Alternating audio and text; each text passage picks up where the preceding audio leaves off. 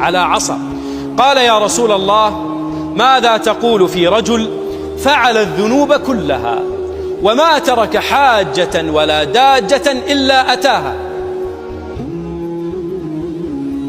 وقد كبر سنه وشابت لحيته في المعاصي؟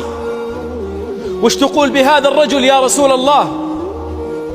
وما ترك حاجة ولا داجة ولا ذنبا ولا كبيرة ولا صغيرة إلا أتاها.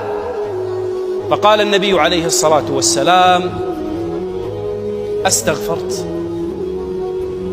أسلمت؟ قال: نعم، أنا مسلم وتبت لله سبحانه وتعالى واستغفرت. قال: قد غفر الله لك.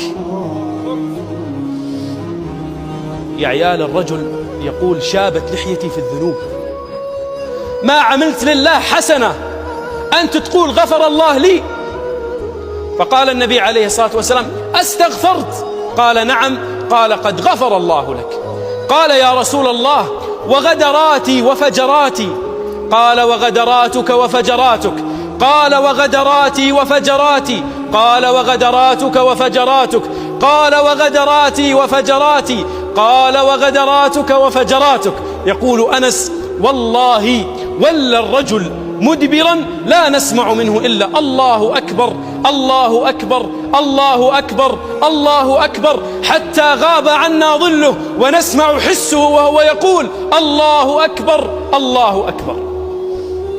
رحمة الله أكبر من ذنبك، ورحمة الله أكبر من عصيانك، ورحمة الله أكبر من همك، وأكبر من ذنبك، وأكبر مما أنت فيه.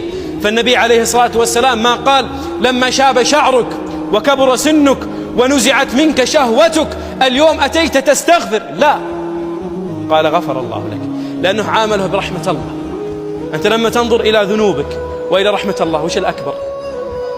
لذلك رحمة الله سبحانه وتعالى قريب من المحسنين. رحمتي سبقت غضبي، وهذه رحمة.